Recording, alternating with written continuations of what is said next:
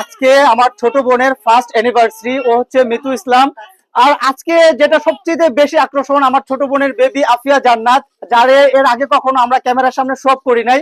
এই first time আজকে ওর first anniversary, সেজন্য। আর আমার আরো একটা ছোট বোন আছে, ওর নাম হচ্ছে জারা ইসলাম। আর যে জারা ইসলাম যে কেকটা বানিয়েছে, ও কিন্তু নিজের হাতে বানিয়েছে।